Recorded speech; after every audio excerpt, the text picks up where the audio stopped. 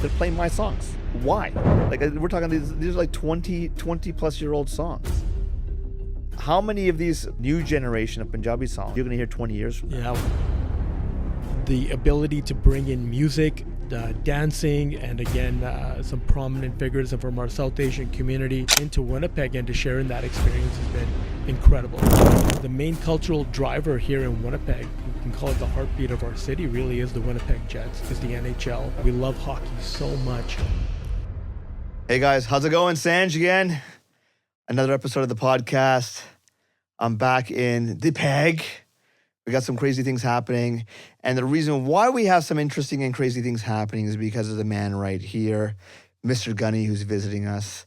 Gunny, you have a really cool name. What's your real name, Gunny?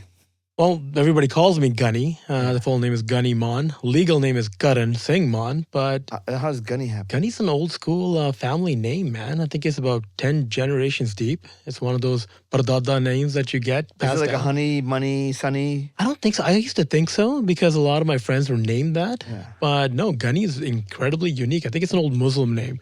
I call him Gunny Bear. That's what I call him. Oh, Gunny that's Bears. Nick. You know, I know you didn't Gunny recognize Bears. him with the bangs showing and the little new hairstyle, but Yeah, I got a new haircut, and it's not good, buddy. I think you're a little upset about my haircut. Listen, So let's talk about it. Because you're raping Gunny's my eyes. right here. My eyes are being raped right Let's now. talk about this. This They're being is raped right now. This looking is at like your the face. new version of like Hansraj Hans's hair. Yeah, just all the It's the parties in 2025 the front version. now. You know what? It's not in the back. It's like the Punjabi mullet. right? That's right. The party's in the front. Party's always in the front.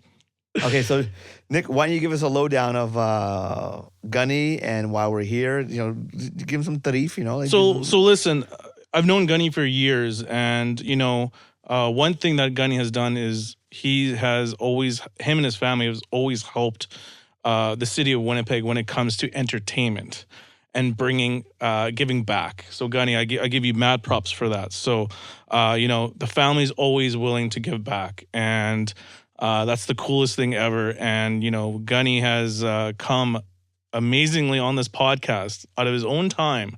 Because sometimes, I'll be like, dude, what do you do all day? And he'll be like, I'm just a busy guy. So, Gunny, I would love for you to introduce this moment to SANJ. I'll give you the icing on the cake here. Yeah, I'm only busy because I'm the Uber driver for my kids, right? I got to take them everywhere. But it's nice to carve out some time when you have some cool initiatives going on in the community and you have someone like SANJ that's visiting our awesome city. It's always a pleasure to have you here. Thank you. It's our first time meeting, actually, which is kind of interesting. We have, as Nick mentioned, quite a rich history in entertainment here, specifically with the Punjabi community. Give everyone some family-wise. examples of what you're talking about. So as long as I can remember, our family has been promoting events and concerts here in Winnipeg. So my dad is good friends with many artists back home in Punjab, and through the 80s and 90s, even far back as the 70s, they were bringing in talent and spreading the culture and awareness out here, bringing the arts to Canada, and specifically Winnipeg. The community wasn't very large, very small numbers in the 70s and 80s, but thank God it's grown quite a bit. Name drop. And Come on, let's do it. It's everybody you can think of. I mean, really, there's Like no. who? I'm not Name leaving drop. anybody out. I'm not leaving anyone out. Right? But it's everyone. They're all just Top great three. friends. Give me the top three. Give us your top three guys. Come on. I don't have a top three. The people that are the closest to us share our last name, so it would be in that Gurdas Mann, Harpajan Mann category. There are very, very awesome people to work with. Muhammad Sadiq is like essentially family to us. Very, very kind people that their only purpose in life really is to share our beautiful culture and then continue on with newer generations, especially out here in Canada. So it's been a pleasure to grow up in that culture, to be growing up in that scene, and now having the opportunity to be able to move that forward into a mainstream element, especially using sports as a platform. And that's the real reason that we're all connecting and having a great time in Winnipeg. The main cultural driver here in Winnipeg, you can call it the heartbeat of our city, really is the Winnipeg Jets, is the NHL. Yeah. We love hockey so much. And what's happening here is we're on our 4th annual South Asian Heritage Night, which is very, very cool. It's an initiative that came about a number of years ago that was designed to integrate both culture and sports in our city to understand each other a little bit better, what makes up the different communities of Winnipeg. And what we found is it's been an enormous success, not just from a cultural standpoint, but the ability to bring in music, dancing, and again, some prominent figures from our South Asian community into Winnipeg and to share in that experience has been incredible. Yeah, which is what brings me to Winnipeg. Well, they say never meet your heroes. Yeah. And because you know why. So, Sanj, I think one of the biggest, coolest things that Gunny's done, and in everyone part of the program, obviously we can't name everybody, but, you're bringing the culture together. You're the correlation of the team, hockey, and the culture has always been here. And it's just the awareness was never there. And Gunny and his team did a very good job, 4 years ago, bringing this awareness. And, the story about basically how it all started, Gunny, is what you told me is phenomenal. And here we are, year 4. We got SANJ in the mix. I'm super excited. I grew up as a hockey fan, right? This is the way I looked at things, and I've told Gunny this before. I think the first 3 years was more of, hey, we belong. I think year 4 is now more of a celebration, and let's have an amazing time, right? So, who else to have more of an amazing time than SANJ himself?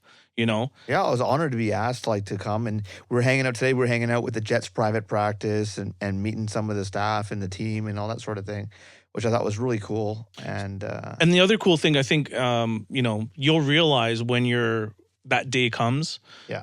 The 5th, it's December 5th. December right? 5th, that's right. When December 5th comes, Gunny, SANJ, you'll understand how amazing the city is. Oh, I can't wait. With everyone around us, you'll realize it and you'll understand. I'll feel it. Right? It's You'll very feel it. cool. It's cool the Yeah. vibe that we've built up in just 4 short years. Sometimes to get these things off the ground can be a challenge, but the city has embraced not only the night, but again, I feel that there's a whole host of people that were huge hockey fans, huge NHL fans, Winnipeg Jets fans, but they didn't have access to the game. And they didn't have this invitation almost, how Punjabi people are. You need to be invited almost to show up somewhere. Yeah. And I feel that the entire True North staff, the Winnipeg Jets have welcomed the community. And once you open your doors, Punjabi people are hard to get out once they get in. So are open now. they're open now. And you're not just seeing it just on South Asian Heritage Night alone. You're seeing it and throughout the entire 41-game home game schedule. You're seeing a more prominent presence of the South Asian community that is at games, attending, watching, discussing. It's become a talking point now in the city where it may not have been so much as a point of conversation for a lot of people. So it's very cool to see not just embracing the single night, but to embrace the Winnipeg Jets as our real link to the rest of the world. When you look at Winnipeg, smallest market, a lot of people don't even know that many South Asians live here. It's almost glanced over. But then when you go to places like New York or LA and you see the Winnipeg Jets versus the New York Rangers, or you see the LA Kings versus the Winnipeg Jets, it puts us on the map. And I think that's very cool. And to be a part of that, you got to tell the whole story. And so much of our city thrives on these communities, such as the South Asian community. So kudos to the Jets for understanding what makes their city really breathe and embracing it. And it's been wonderful to see our communities really, really take to hockey the way that they always have. Well, I can't even wait till December 5th because I get to play to the live crowd and a rowdy hockey crowd. It's something else. 15,000 people, Yeah. and we're trying to get as many from the South Asian community out as possible. We anticipate a full sellout, which will be really cool. And it is wonderful to have an honorary guest to come out like you, Sanj, because I appreciate that. Thank you. there's such a connection with you and your music in Winnipeg over the years, and we talk about it all the time. And to have this opportunity to share that again is another reason that we have the platform that we have. in the South Asian Heritage Night is to be able to have you and highlight some of your achievements that you've had in our community and how much of a mark that you've made in the way that the community has embraced Punjabi music as a whole over the years. So it's very special to have them, to integrate that with not just Punjabi culture, South Asian culture, but our overall Canadian culture, which is deeply rooted in hockey. See that? Why are you blushing? Well, because Why are you turning maroon here? Well, that's so crazy here. No, Why are you blushing? I'm not used to so much flattery, Oh, especially if you live around my house. That's crazy. Flattery's very I've never seen you rap limited. like this before. This is crazy. No, you know why? It hits me because I remember like when I had to make the choice in '99 to leave Canada to move to England because I wanted to pursue Punjabi music. Yeah. There was, I wouldn't have imagined it. I always joke, it's like my Barack Obama moment. Like basically you come back and see things like Punjabis on the Juno Awards and how Punjabi music now, you talk to like anybody who's like, you know, Punjabi. from non-Punjabi, non-Indian, non-South Asian, even they're aware going, oh yeah, it's a pretty big scene. Oh wow, it's so big. Do you know so-and-so? I saw so-and-so on like say Jimmy, like Colonel John being on Jimmy Fallon or things like that. And for me, obviously like I'm the older generation, previous generation of the scene, and to see where it's come, it's like for me it's like wow, like this is amazing, right? Like and then and to still be a part of it in my own way is which is why like I feel humbled. Like it's just when you see it and it's actually happening in reality, it hits you differently than saying, oh, one day it'll happen, right? Like, and so that's why I say, like, it's just an amazing thing to see. And now, like, to be, like, hanging out, like, you know, in Winnipeg and hanging out when we were at the arena earlier today, and just to hang out while they're doing private practice, and we're just chilling out at the arena, and I was like going, this is really cool, right? Yeah, we've heard other generations echo that, and that I can't believe this is happening. The uncles will be like, 50 years ago, I never would have thought we'd have Bhangra music playing at a 100%. Jets game, right? And I think it's not even to go that deep into it. Even 10 years ago, people would have said, there's no way that something like that can happen. But it's what you just said. You feel like it's not going to happen because I feel like our generation almost had to be one or the other. Are you South Asian or are you Canadian? And it was like blasting Punjabi music in your car and then turning it down a little bit when you hit a red light, you know, just so it's just a little bit more quieter or whatever. And now I feel this gives an opportunity on, again, the largest platform that we have here in Winnipeg and the National Hockey League to show that it's actually very cool to celebrate your culture and your heritage.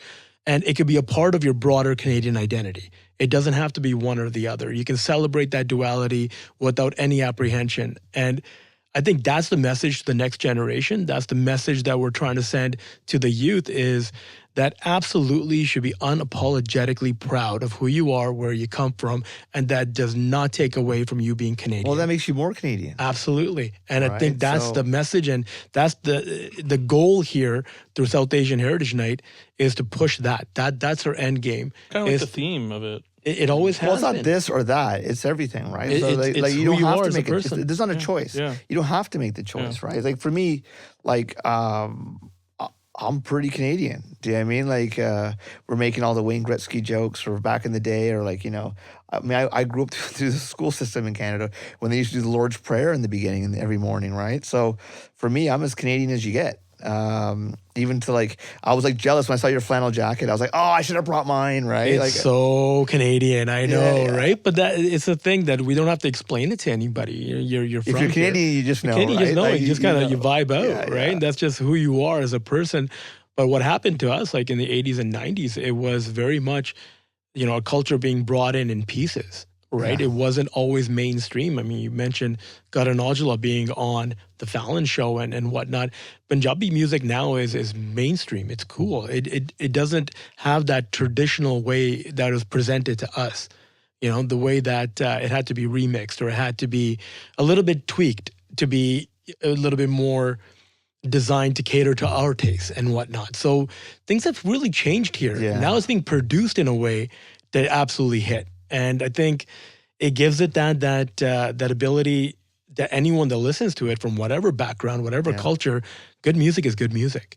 I think that's part one of what we're doing here for the South Asian. Like, you know, the fact that SANJ can do the best of both worlds. This is probably the only time I'm going to be nice to you, but you get the best of both worlds. Yeah, but with that hairstyle, like the younger it's and offensive. the very sorry, your hairstyle's offensive to me today. My hairstyle is offensive to you? Yeah.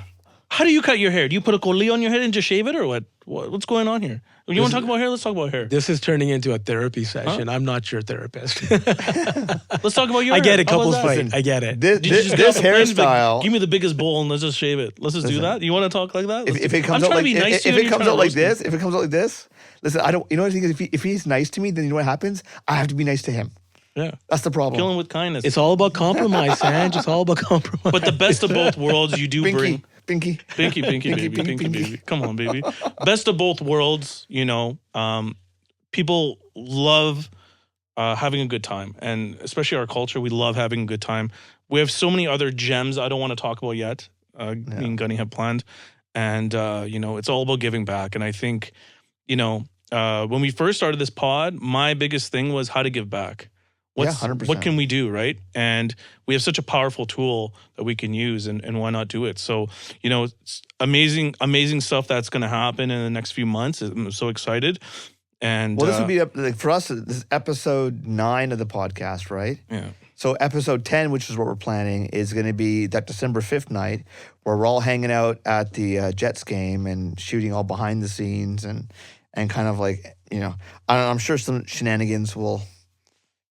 Pop up. It's a very cool night. I mean, it's not just us that are going to be there, right? Yeah. We have about 100 volunteers that come out, and these are kids that are going to be dancing. So the performers, the role players that are out, and we work with so many wonderful organizations here in Winnipeg that promote our culture.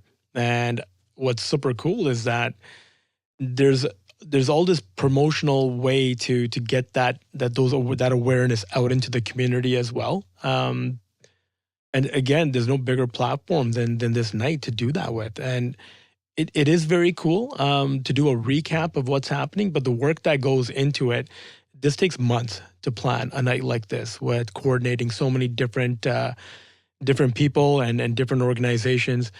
And when it all comes together in that one night, it is amazing. And I don't want to be taking away anything from any other organization in the league, but it's become the flagship event really for South Asian Heritage Nights right here in Winnipeg.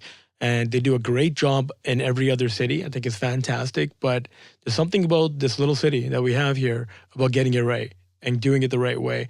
And it is a collaborative effort. I think our community here in Winnipeg has that kind of cool punch where we really do band together and to make things happen. So it will be a fun night. And the best part is there's thousands of people. And, in a building that only holds about 15,000, it's nice to see a third of it full of South Asians. So it feels like a concert, really, like when you're out there. Everyone, if you want to know when it is, it's December 5th. I'm not sure, so when they air the game, it's on TSN, right? Yeah, so the broadcast is split in the NHL. So different stations take different rights to different games. Yeah. This one will be a TSN regional broadcast. It can be viewed really across Canada and anywhere as long as you have the right streaming available to it. But we're doing IP box. IP box. We're doing some cool things though. Where the Hockey Night and Punjabi guys are coming out and broadcasting it here locally, which is pretty cool in Punjabi. So there's some neat stuff happening around it. But yeah, it will be broadcast regionally. Is the right way to say it, but really it turns out to be a national broadcast anyway. You should DJ while you're doing your little squat thing that you're talking about. Oh yeah, okay. He's doing it right now in the chair. No, I do mental squat. Mental squat. Can you imagine if you DJ'd while you're doing the squat? That'd be okay. So I'll let everyone in on your joke. So basically, joke. as you get older, right, and you're as wise and mature as I am. Sanj, you're the most immature person I've ever met in my life. But you're limber. I'm very limber though. I'm a very limber, old, immature person. Explain why you're limber. So so basically, as you get older, the two things that everyone tells you to do, right, when you're working out and stuff, is one, don't get injured, right? Rule number 1, just don't lift too heavy, don't do anything silly. Forget the deadlift because you do one bad deadlift, boom, you're out, man. That's it, right? Yeah. Even the shoulder press, I'm careful about my shoulder press now because I want to hurt my shoulder. Second one is mobility. They keep flashing mobility, mobility. So then I was watching this video, right? And they called it the Asian squat. And I was like, I just deep dived into this documentary about the Asian squat. I'm like, what's the Asian squat? And basically, in Western society, in Western culture, they made up the chair, right? This chair, right? And everyone sits like on a chair. But then when you go to places like in China and India and all these places, right? There's not chairs around. So what do? They do that deep squat, which I know every Desi person's kind of seen this, right? Where you're at the subway station or the train station, and you see like the coolies or wherever, and they're doing that deep squat, just sitting there with their knees basically up their chin level, and they're just sitting there all day, right? And that's supposed to be a very natural position for the human body, where it stretches out your lower back, your calves, and all your foot muscles and everything. And so I said, okay, well, I want to see if I can still do that. And so I started doing it, and it was very uncomfortable for the first week. So what I do now is every morning when I'm brushing my teeth, I do that deep Asian squat, and I brush my teeth in the bathroom while I'm doing this deep Asian squat. On the sink? Do you get on the sink? Yeah. Huh? No, Are you on the sink. sink or are you squatting on the toilet? On the floor. On the floor. I'm not touching the floor. I'm just squatting on the floor, and I'm brushing my teeth. And then I How get do you up. have to tuck? And then I get up. No, because I get Or up. do you 'Cause jump? I use my abductor muscles and stuff, and I get back up, rinse and tuck, and then I go back into my deep squat. So I tend to try to do the deep squat at least 20 minutes in the whole day. So even like if I'm watching a little bit of television, I'll sit and do a deep squat, right? So what is that yoga pose called? Is it the defecator? No, but I swear. So I used to get plantar Demon fasciitis, right? defecator. It went away. The plantar fasciitis went away. My lower back pain went away, right? And I'm saying it's like mind-boggling how much better and mobile I am, and how Did you say your back pain went away? yeah, It's not the 25 pounds that you lost? well, that's part of it. Okay. Yeah. And you know what we should do? We should do a flashback. Remember I said on the first episode, Yeah. I'm gonna get in the best shape of my life. Yeah. We should go. That was You said in by my- the summer. We're in the fall. I'm not bad. I'm getting better. Okay, listen. You lied to everyone. Indian Standard Time, IST, right? You You But- didn't say which summer. Listen, you know what? You know where my Which 25. Vasaki are you going to get in shape? You know where with? the- you That's know- what they wanted. That's the only way. You know where the 25 pounds went? Onto him. Okay. I'm in the best shape of my life. Why are you wearing black? What do you mean? Why am I wearing black? Black jacket, black t-shirt. What's wrong with that? Right? No, I can see where the my 25 pounds got transported from here and went over there. Yeah, but if you saw the last episode, I was pretty chubby, and then I dropped down. So think about. I tried, and you've been trying for all winter and Okay. summer. Come on. You know what? Weren't you wearing a hat in the last episode? And glasses. I was wearing glasses. No, Yeah. no. And you were wearing such a puffer jacket that was so big, you looked like you were a balloon anyways. I wasn't wearing a puffer jacket. Yeah, it was big blue, fancy. It was a starter jacket. Come on. Starter jacket? Yeah. Oh, gee. Bring the hat back. This episode I was actually wearing a cowboy hat. I had an outfit on it, everything ready. With But I the realized Gunny was tassels here. and everything? Yeah, and Gunny was like, and Like, what did I Gunny walk was into? on. Well, Can no, you but saying imagine- that though, he was bragging about his 3 fans. Now he's up to 4. Right? Can you imagine if I wore it and Gunny was trying to be all serious talking? I'm just like, I'm look- struggling now with the hair. I mean, imagine the cowboy hat. It's not just me, right? It's not just me. Look at that hair. I love my hair. Nice burst fade. Hunch hunch in the back. Jazzy B in the front. Jazzy from the front. Hunch in the back. No. So I love you guys. I'm sorry, guys. Hunch no, we're gonna get a bunch of hate messages. now. Hunch is going to come after me now. Call I that. actually have a question for you guys. Since Yeah. obviously you guys are, tad bit older than me. Yeah. In the 90s, I want to talk about a little bit of the 90s. There was the remix. That's Yeah. when remix started. That's when you were mixing. I used right? to do the mixtapes and stuff back Yeah. then. Yeah. So tell me like how impactful, because my music, like Punjabi music, started realistically, I'm gonna say 99. Mine started then. So it was like past that. It was already seasoned, right? Right. So for you guys, the remixes in Canada, how important was that for just overall, like in general? Obviously not listening to the classic Punjabi style, but Right. you heard something different, right? So our music essentially all came from Punjab. Yeah, right. So in the 80s, everything was coming from back home, and it was in its authentic folk form. Right? You had a few artists like Gurdas that were, Gurdas Mann that were doing the pop version that was blending a little bit more into Indian and a little bit out. but it was still very much rooted in instrumentals that were all found in the homeland, right? You would have the traditional instruments and whatnot. What happened in the late 80s was it started coming from the UK. It was the first time so that was more my thing. Like that's right. So instead of from Punjab, like my background was more like Bollywood, and then all like my parents were big UK Bhangra fans. yeah, Like I remember having a babysitter, and my mom and dad came home from an Alap concert, and my mom won the dance off at that concert and had a signed record from Gunny Alap, who then later I was working with him on his remix album, which was like incredible. I was telling him, I was like, my mom, like, you autographed an album for my mom, right? And he's like, don't tell me that story. So why? You're making me feel old. I'm like, sorry. Do you know what I mean? But you like, are. but it's so true though. But the way that we consumed music and culture changed, and it changed right then in those late 80s and early 90s. Once the music was now coming out of, again, the UK, and a completely different sound. Like Yeah. Pump Up the Bhangra was massive. And but that's still remix. I mean, Is that a what I'm remix? saying, Or is is that Pump Up the Bhangra. Pump Up the Bhangra. Is that a remix or Yeah, is that it was. actual? Well, no, there was that thing, Pump Up the Jam, right? yeah. So Yeah, they, yeah, they yeah. changed And they it. came up with Pump Up the Bhangra. But Yeah, it was the instrumentals that changed, that changed the music, that made it more relatable to Yeah. our mainstream and more the pop side of things.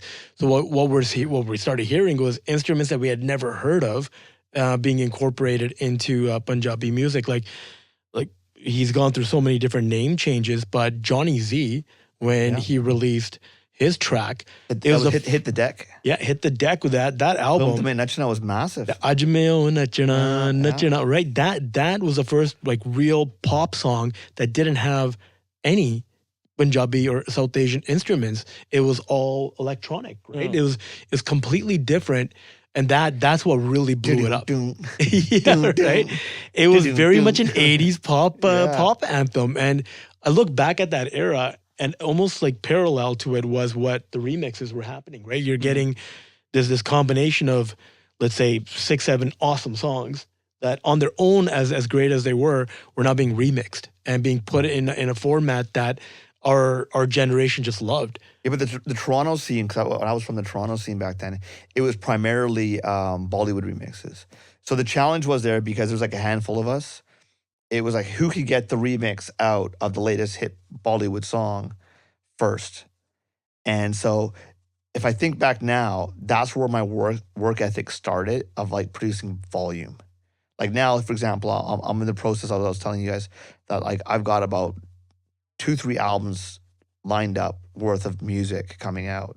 And like, I'm like, they're not, as I said, as I'm getting back into the motion and getting back into the scene, doing my research on what's working, what's not working, I got just so much content. And my game's always been volume, but I was thinking, where did that actually start?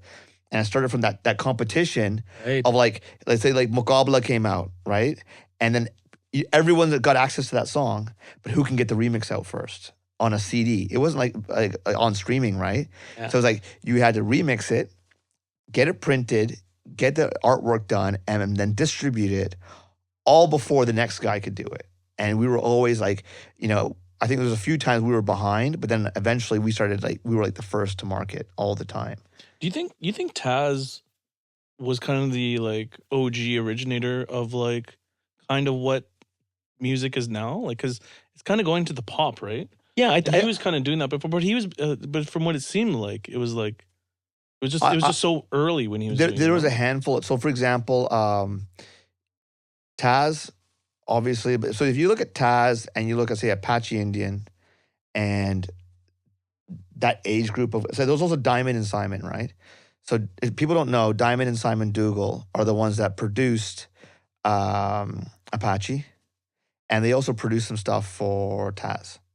And like I remember hanging out with Diamond. Their name is Diamond and Simon. Yeah, the two brothers, right? And Why do they do that? Like, why? And so when Apache blew up, Yeah. Diamond and Simon was the ones producing like Chuck There and Move Over India and all that stuff, right? Why do families do that? They'll be like, Diamond hey, Simon? let's just like rhyme the kids' names, Ricky and Pinky and stuff. Oh like yeah, that. You know what I mean? it's funny because when you meet them, like when I met them, super nice guys, Yeah. and Diamond was the first guy I met that was mixing tracks off the laptop, which blew me mind. I was like, oh, yeah. And I was always about efficiency. I'm always about efficiency. Yeah. How can I do things faster, smarter, cheaper? Yeah. Always, right? So when I saw how like he was opening up his Logic on a old MacBook like back then, right? And he was saying, "This is how I'm setting it up. This is how I'm doing it." I was just blown away, and I remember picking Diamond's brain all the time. How do I do this? How can I do that? How can I make this sound better? How can I do it? Because like everything was a premium. Like you know, burning CDs back then, the CD burner was like $3,000. Mm-hmm. Right. And so those guys, I think, were the On the 1-speed.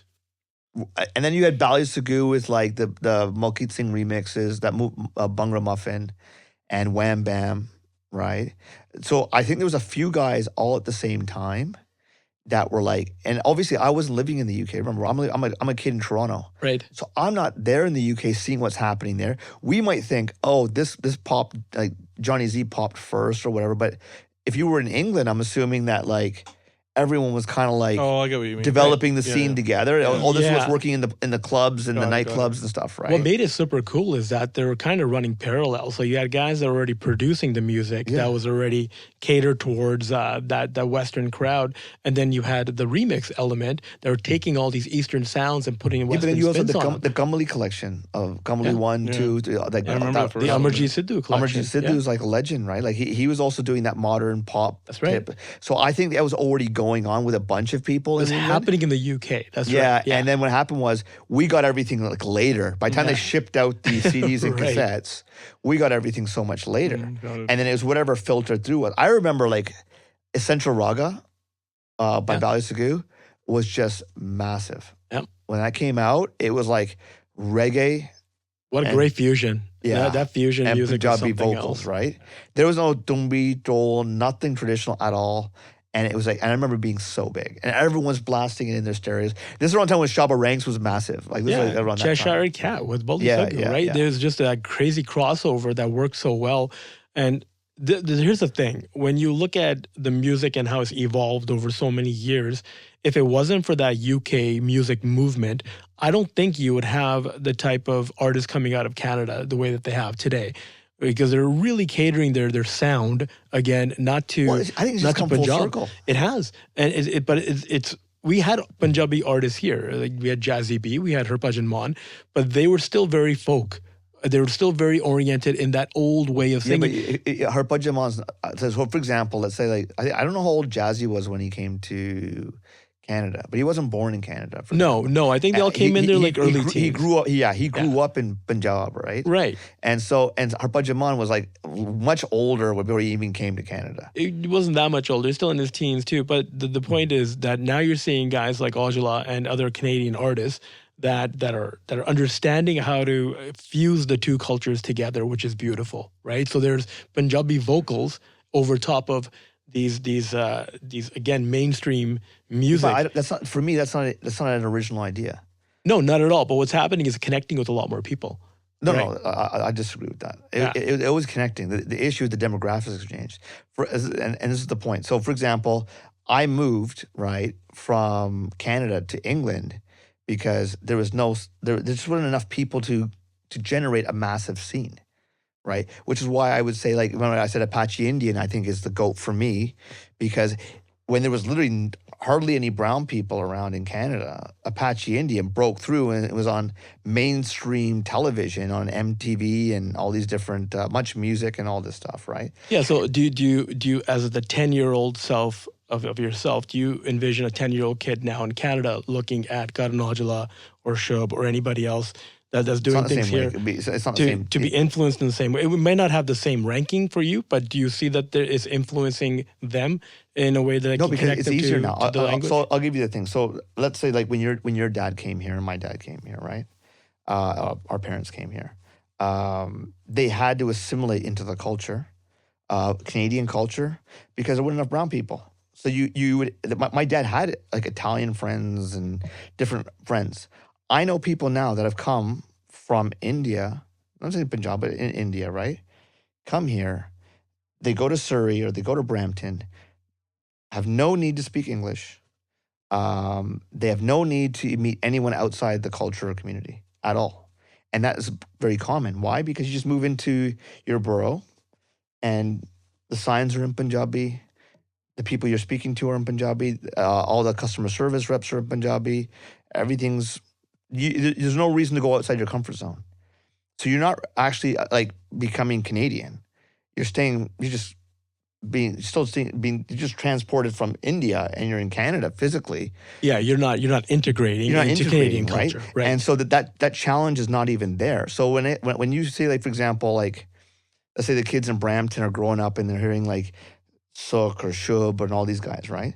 That's fine, but it's like it's nothing new. Like a hip hop beat with a Punjabi vocal on it, like for me, that's like we were doing that for 20 years. That was the point. Like we heard it first with Johnny. But because Z, right? there's such a volume of people, of Punjabi speaking people in the country, there's just a larger customer base. I've noticed a larger listener base. I've noticed when it comes to generations, even with music, doesn't matter what it is, hip hop, rock, whatever.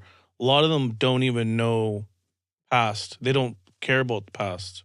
So for a lot of people, Garnajla, it's something new for them. To them, it's new. Right. I know it for you because you've been in it. And I get that as well. So for them, they're thinking it's fresh. They love it. It hits off for them. I don't know if it's thinking. I don't think it's the thing that is fresh or it's love. I think the fact that it's breaking barriers across into, like, say, we're quote unquote mainstream, like Garnajla being on Jimmy Fallon, for example, and performing and hanging out with Jimmy Fallon. Well, they're proud of it. Everyone's proud of it. I'm proud of it. Yeah. But what I'm saying is that's crossing a barrier, another barrier, or another glass ceiling is being broken. Yeah. I think that's where the interest is. I don't think anyone's thinking, oh, this generation's invented Punjabi hip hop. No, I don't think that was the point. Anyone with any rational sense, like, unless you're like below 12 years old, you're not thinking that they invented it. Because that's been going on even before. Like, so for example, if you look at, say, me, Zeus, RDB, and who else was at that time? There's a handful of us. We were pushing like the hip hop with the Punjabi music. We were doing that, and we were after the bands. So after the bands, right, was us. So after the band, you had bands, and then you had like Bally Sagoo, Apache Indian, and then Punjabi MC was in that category, and then there was us, and then we pushed it, and then everyone in India wanted the UK sound. Because of the stuff that we were doing, right? It was all like cool, cutting edge at that time, right? It was the true fusion of like what's happening in America and what's and Punjabi vocals, right? Now what's happening is it's the same thing, except there's one exception, right? Is the subject matter of what they're singing about is not anything to do with Punjab itself. It's their experience that's happening in Brampton or Surrey or whatever part of America they're from. But that's just the evolution version. Yeah, but that part is 100% fresh and original, because I don't know what it's like to be a kid that's come, let's say, for example, my dad's a taxi driver, and I'm growing up in this borough of Brampton with all the Punjabi kids, and we all hang out together. And I didn't grow up that way. I grew up with a bunch of white kids, right? I grew up in London, Ontario. I grew up in Toronto. I grew up in Texas. So my exposure to hanging out every day with the Punjabi kids was very minimal, right? I just liked Punjabi music because my dad liked it, I liked it, and I was around. Is that how you got the song Gora Gora Rang? Hanging out all these. What? Is that how you got the song together? Gora Gora Rang. I probably have done a song. So, I'm already going to get enough trouble because I already know where this is going, where this joke's going. But like, I'm gonna stop you there. That's why I'm thinking about it, because we had a couple of drinks before we came here. So in all fair, full disclosure, right? I think what we're trying to say is that the Punjabi language the lyrical content. Lyrical content is more relevant to this generation. It is, and again, it's what Sukhshinder Shinda started, was simplifying some of that language, because it was somewhat difficult to understand at that folk level that was coming from Punjab. People didn't speak that way every day, so to ease into it, and what's happening now is you're adding in that element of the music that is more familiar. So the familiarity is what's hitting those notes with this new generation. And I think that's where we've seen that what you're saying earlier is not new. There's always been some cycle or some wave of this, that people have always done this to be able to connect with whatever generation's coming up. And that's the full circle moment that we're talking about. that how far Punjabi music has come just from language and beats and the way that we consume music kind of started that's from also there. that's also totally changed, right? But if you break it down, like look at the history of it, for example, well, obviously I was in it, right? So my perspective is a little bit different. But so the UK bands, right, created their own music. So the UK bands are more relevant to what's happening to the scene of the young kids now, because the UK bands were talking and singing about their experience in the UK and with modern beats, Right. And so the UK bands, there's a direct parallel. Let's say like the Karan Ojlas of today, the UK bands, there's a parallel there. We're more like, say, for example, my generation of producers and DJs, because now it's singer-led, right? We were producer and DJ-led at that time. And I don't think that hasn't really repeated itself yet, right? Because if you look at the bands, it was singer-led. Now it's singer-led, right? And then if you look at that style, that UK band style, originated from England, not from Punjab. If you look at the sound that's coming out now, it's coming from places like Surrey, Brampton. Right. We were kind of like in the middle, where we were taking like the Western influence and mixing Punjabi vocals to a point where then Punjab and everyone in Punjab was after our sound, right? They were chasing our sound. That's why all the singers would come to England and go, look, we want that UK sound. We want UK Bhangra sound. Do you feel that that's happening in Punjab now, where they're saying we want that Canadian sound, we want that Canadian way of music, the way that they're producing it out here? No, I think because the world has just shrunk and everyone's got access to the same tools now. It's all become homogenized because you really can't tell. I mean, like some Punjabi kid producing a hip hop beat in Brampton versus some guy in Amritsar. Very hard for the average person to tell. Who's interviewing who here? That's what I want to know right now. Gunny, are you? It's not an interview. It's a That's conversation. what it is, man. He's literally asking you questions. I feel like I We're feel supposed to like be asking him the things. I think it goes to the guy he's feeling left out with that hairstyle. He deserves I was just to be gonna left say, out. I think it goes to the guy who's got the better hair. I'm sorry, dog. Yeah, man. I personally think it comes to belonging. I think that's the most important thing for this generation. They want to feel belonging. So I think having like, Karan Ojla on like, these bigger platforms, Coachella and all that, I think they feel, hey, he's our guy. He's our guy, exactly. It's like the Jets, right? Every year, everyone has. It's team Punjabi, right? Like, I think every decade, everyone has our guy. This is our guy, right? And it just grows and grows. I think from there. So. Yeah, but so the thing Stop is, talking like, about my hair, man. Get over it. But do you guys think like this generation of new artists, what is going to be their long lasting impact, right? That's sort of what I was driving at, is how much we talk about those full circle moments about the UK influencing not only Punjab, but of course Canada and these Canadian artists. Like, where do you guys see the next 10, 15 years going?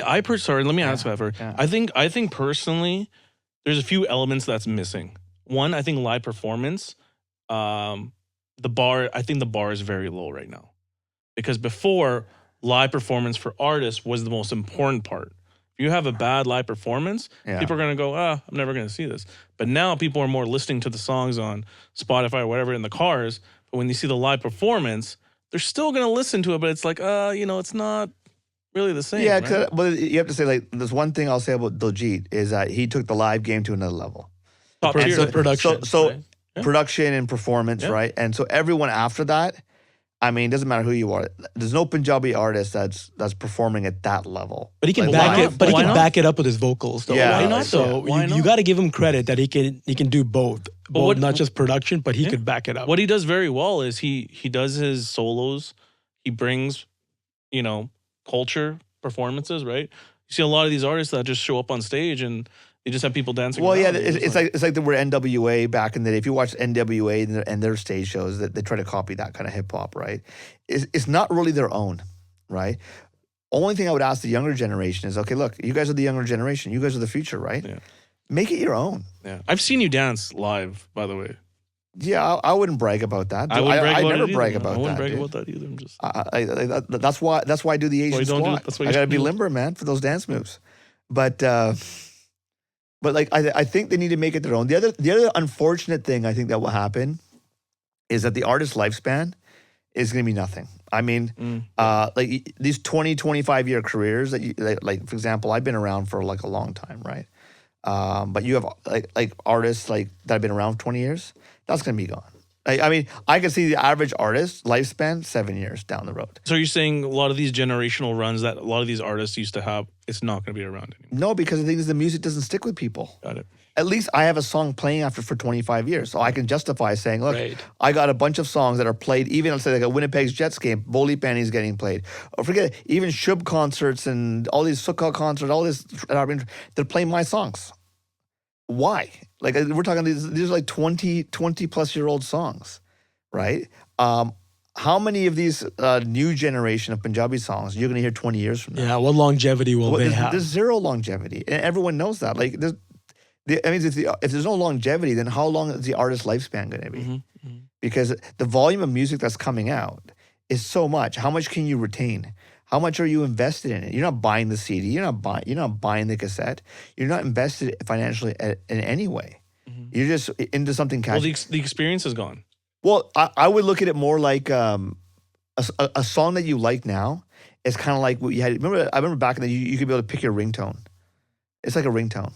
That's it. You have a ringtone. I like this ringtone. Now I'm gonna move on to the next ringtone. But then I'm moving on to the next. Move On to the next. Going back to the 90s here, you go to a store, you're picking up, you're probably pre-playing the albums or whatever on the tape. Yeah, because you paid for it. I'm gonna get my That's what I'm money's saying. worth. Yeah, but So you're getting that experience. Of There was a ritual that went along with it. You had to physically go and get the cassette, pay for it. And then and you you've ask invested the in store, what's new? Yeah. Who new cassette? Well, have you heard anything good? You Anything tell me how good yeah, it is. and right? that was the guy. He decided what Yeah, was yeah, a little bit. yeah. a little bit. And then once you got it, you played it. And then you almost had to listen to all 6 to 8 tracks to find the one that you really, really liked. I remember going, oh, song 5 is crap. And then a month later, oh, song 5 is awesome. It grew on me, right? Yeah. I don't know it. I don't think anyone says, oh, a song's grown on me now. Yeah. They're either like, they listen to it, I like it, I don't like it, and they move on to the next one. Yeah. Right?